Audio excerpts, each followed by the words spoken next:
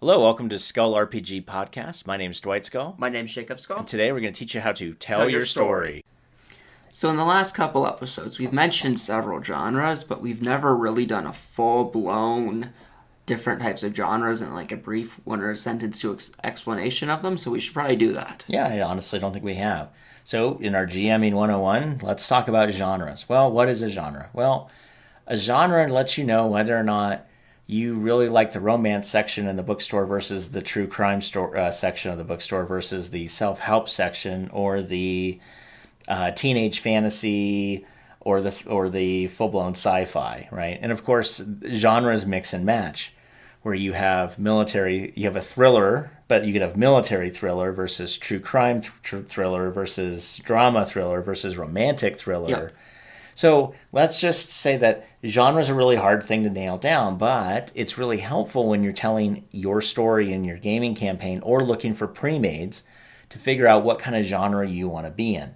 Most people that play role-playing games are stuck in either a high or a low fantasy world. I don't mean that in a bad way. I just mean that if you're playing D&D or Pathfinder, you're typically going to be in a low or a high fantasy genre. What is the difference? Well, low fantasy, in a lot of ways, is kind of the Lord of the Rings. It's kind of determined by low magic. Most players, most people, most things in there. Yes, there's magical items. Yes, there's magical beings. But for the most part, it's sword and board, fighting, medieval-style weaponry, medieval-style tactics. And then there are some really odd things like a weird Nazgul and a flying serpent dragon thing and these big elephants. But that's not necessarily the big piece of it. The only magical items you see in The Lord of the Rings is Sting. So you have Sting, you have Gandalf's staff, you have the Palantirs. Oh, you have all the wizards. You have the ring. Yeah, and not a lot. And then you have some magical creatures like the ring wraiths, which were twisted by magic into that. You're only talking like 6, 7 artifacts. Yeah. And Galadriel's kind of weird, but I mean, for the most part, we're not talking. Magic's there, but it's kind of like most people don't have access to it. That's low fantasy is. Yep. Most people just don't have access to it, and that's the way it is. And then Harry Potter would be a great example of high fantasy. Everyone when has you get magic. into the Wizarding World, where they're using it for lights because it's so cheap that why not? Why would I stir my pot? I just buy a spoon that magically stirs. And why? I mean, like the Weasley's house. If you go to the Weasley's house, why would you ever clean? Because you just have invisible hands do it for you. Brooms. If you go to the Weasley's house and you watch the Weasley's house in the movies, the whole house. Like I don't know what Molly Weasley's complaining about. She has magic cooking the food. She has magic cleaning the house. She has magic straightening the things up. She has a magic clock on the wall that shows not what time it is, but where her family is in the world. Are they at work? Are they traveling home? Are they at school? So that she has a good idea of where her family is. So the clock tells her what's important to her, which is not the time of day, but where her family is. It's really cool. But the whole point is, the whole house is filled with magic, so much so when they describe the house, it says it can't even stand on its own. It looks like it wouldn't even stand on its own because there's sections of the building not hanging out in the middle of nowhere, but nothing really holding them up. Mm-hmm. And so the whole point is magic is so prevalent. Everyone has it. It's ubiquitous. It's common. It's just kind of done. And the reason why Harry Potter works is because if you're going to tell that story, as a novelist, you have to bring someone in from our world that has no magic into the world of magic and then get things explained to him like he's 5 every 4 seconds, which is exactly what Harry Potter is. I'm a big fan of Harry Potter, so don't hear that as criticism. Just hear that as that's what you have to do if you're going to In order for a high magic system works to introduce, you need to explain it to them, and the only way to do that is you have to have it work from a plot perspective.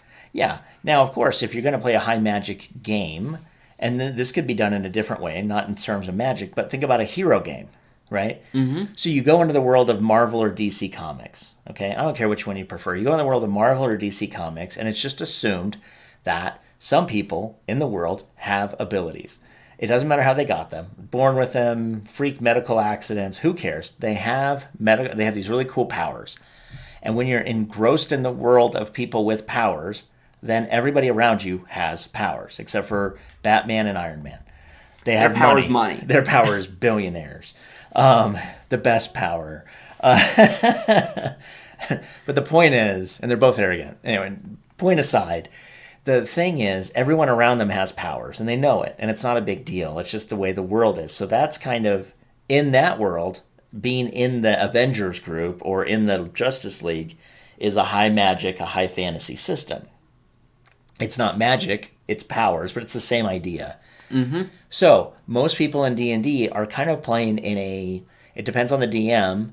So D&D 5 is kind of really relegated back to a low magic system because of when you get magical weapons. D&D 3.5 was more of a high magical system because by like second or third level, you're really getting your first +1 magical weapon because you need it. It's expected in that universe that everybody has a +3 magical weapon before they turn level 6. They have to have it, otherwise they can't fight the monsters above level 6 because everything has magic resistance of 5, or entirely, you just can't even get through it. Mm-hmm.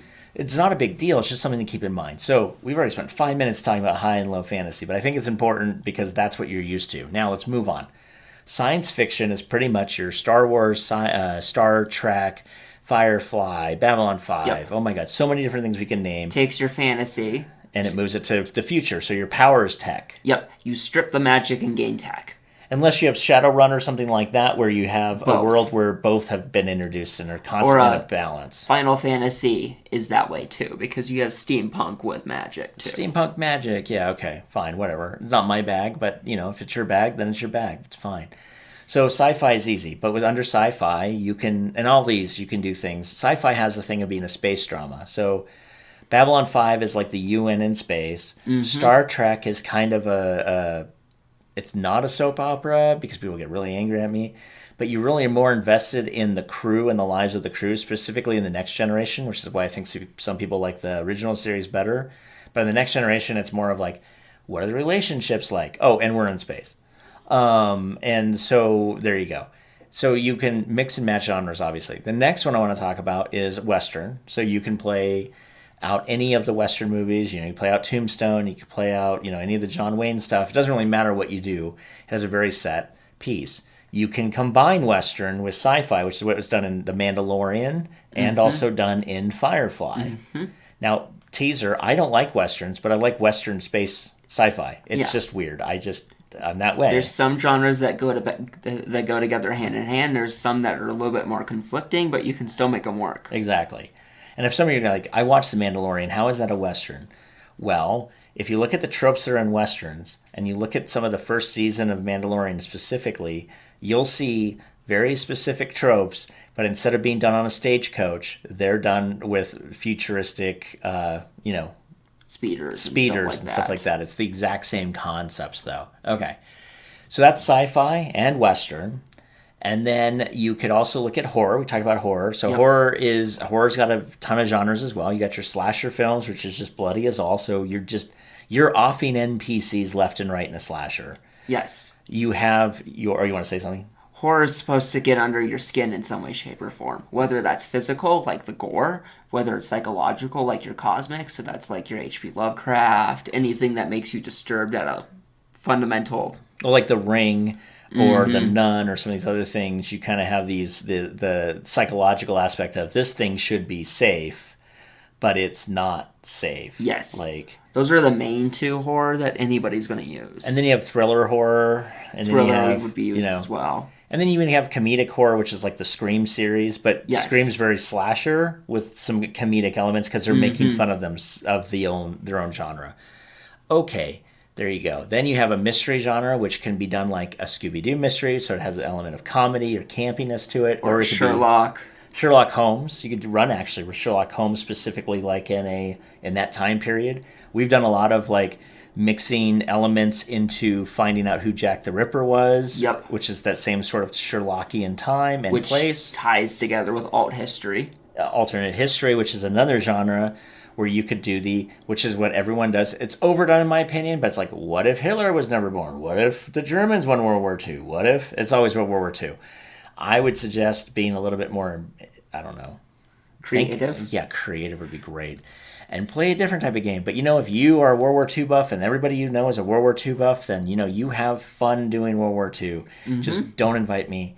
That said, we can keep moving on. And you have, let's see, you have the spy heist genres. We've talked about those a little bit, but you have the kind of, you can be Jason Bourne, which is very actiony, very, action orientated. You could be Russia House, which is very talky, very, people would put their skill points more in diplomacy and subterfuge, not into like brawling and beating somebody with their bare hands. Median between that would be the Bond series, is kind of a hybrid between more on the combat, but it's less combat than Bourne is. Exactly. So, I mean, you get the kind of the feel there of like, again, we're coming back to how combat do you want to be as a DM? In our last episode, we talked about that. And any of these genres work that way. Lord of the Rings, in a lot of ways, has very little combat except for those major battle scenes. Yes. Other than that, there's very little combat. So if you were to strike those out or the players miss those battles or they come in at the aftermath, you don't have a big combat. You just have a lot of political stuff happening now. Or they could be intrinsic in designing all of those things and harrying the enemy after they leave, and just 100% combat. Don't care about it. Harry Potter, for it being geared for a lot of combat, doesn't have much. Does not have a lot of combat. Yeah, it's just kind of a lot of story, combat in the conflict, and then it just dies off. So same sort of thing there. It's just, and you can do that too. A lot of story, a little bit of fighting, and then drop off, and then you do it again the next game session. We have a gothic theme. This would be kind of your vampires, your Frankensteins, your kind of those monsters of that era. So your Vampire the Masquerade doesn't have to be in the same era. It could just be the same concept. So your Vampire the Masquerade fits really well into that. If you're playing the game Rifts, which we haven't talked about a lot, but Rifts has an entire supplement about Mexico being run over by vampires. So you could do Rifts in Mexico for the vampire. The gothic horror is not as much horror as it is more of like monstrous beings. And if you have Gothic's a lot of monsters and weirdness, which ties really well with horror. That's why they almost go hand in hand. Exactly. But where the horror is designed to get under your skin, the gothic focused on a really weird big bad monster with some specific abilities that were inhuman. And that alone, in a lot of ways, it's almost cosmic horror of Lovecraft. But because you actually kill the thing that's coming after you, it's not the cosmic horror. And a huge tie with early Gothic, before we go, was the monsters was a removal of their humanity in some shape or form. So like Frankenstein lost his humanity from being resurrected. Right. Dracula. Monster, to be fair, you want to be Frankenstein was the guy. Frankenstein's monster. Frankenstein monster. Yeah. And then Bram Stoker, because of him being alive for so long as a vampire, lost his humanity. So a lot of Dracula and Bram Stoker's Dracula. Yeah. Dracula. Yeah. Go ahead. Sorry. So a lot of the tension and the weirdness from that is you have something that's human but not quite there. Well, the real problem with Dracula, more than anything else, was that Dracula was a seductive being. But it seduced you to kill you, not like seduce you to be sparkly and then marry you. Twilight. But I'm just going to leave it there. That said, there's all sorts of things that you can play around with. There's all sorts of genres you can play around. If you need more genres, and there's a ton, we haven't even talked about any of them really, you could do a true crime story if you wanted, which again is a type of horror because typically the true crime you're going to find is going to be more serial killer, more bloody, more, it's going to get under your skin. And again, with horror, man, I'm going to say this, and I'm going to say this every single time we talk about horror. Horror is such a hard genre to play because people have different sensitivities. And unless you're like all met at a horror book club or a horror movie and y'all just love the slasher series, it's going to be really hard for you to find a group of people that are like, oh yeah, I'm totally fine within the first 4 seconds watching a guy's guts hang out. Yeah. I mean, it's something that's visceral that horror kind of enacts, which is why I like the genre as a whole, but hardly ever, I would never run a campaign on it. I would have horror elements in my campaigns just as, kind of like an X-Files does or something like that. Anyway, we are like way over time, so we're going to cut it off today. We'll see you tomorrow. Hey, thanks for listening. And for more resources, please go to skullrpg.com.